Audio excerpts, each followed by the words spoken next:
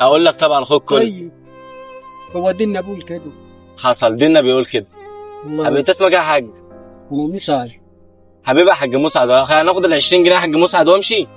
وانا تحت امرك، اروح اجيب لك اكل. ده انت ده انا اللي تحت امرك. والله انا اروح اجيب لك اكل من نفسي. حبيبي يا حاج، عندك عيال يا حاج؟ نعم يا عندك عيال؟ بنت بس دول البيت يعني فقط. اه ما يروحش بقى يعني في اي مكان. يعني حاجات بسيطه يعني. اه طب حاج بتبيع البنطلون ده بكام طيب؟ البنطلون الصغير ده كنا بنبيعه ب5 جنيه، بقينا ب10. ده ب 10 جنيه البنطلون ده. طب والله حاجتك نضيفه يا حاج ما شاء الله. ده زي العسل، ده قطن وحلو اهو. ده شتوي. جميل. قطيفه. ربنا يرزقك يا حاج. حبيبي يا حاج، انا اسف يا حاج لو كنت عطلتك في حاجه. السلام عليكم. مع السلامه يا السلام عليكم.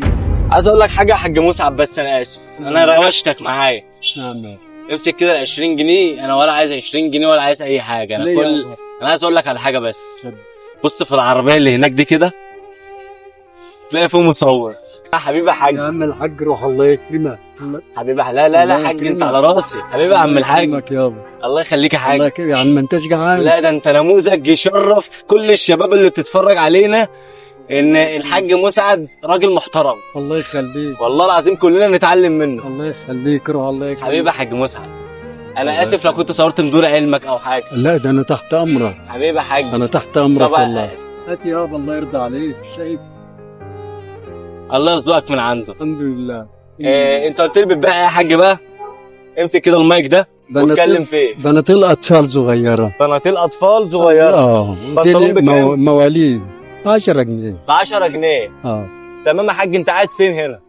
انا نعم. قاعد فين هنا؟ انت قاعد فين هنا؟ في الدراسات. في الدراسات. احنا هنا المكان ده اسمه ايه؟ المكان ده اول صندوق. اول صندوق. كل الناس اللي بتتفرج علينا تيجي للحاج مسعد بيبيع بناطيل زي العسل اهو. الله يخليك. ب 10 جنيه وب5 جنيه واسعاره زي السكر. الحمد لله. الله يرزقك يا حاج. الله يرزقك. اهم حاجه بس اللي احنا صورناه ده نذيعه. الله يكرمك. عندك استعداد تقول رقمك للناس اللي بتتفرج علينا؟ طب اتفضل قول رقمك للناس اللي بتتفرج علينا. رقم ايه بقى؟ رقم تليفونك. رقم تليفوني؟ اللي حابب يتواصل معاك او حاجه اطلعه اللي على الظهر ده. رقم حاج مسعد يا جماعه 010 26 03 7897. روح الله يكرمك. كل الناس اللي بتتفرج علينا احتاجت اي حاجه من حاج مسعد تكلمه. بناطيل بقى اي حاجه تكلمه. اللي صورنا ده نذيع حاج مسعد. نعم يابا. نذيع. نذيع يابا. حاج شكرا يا حاج، فرصه سعيده. انا اسف يا حاج.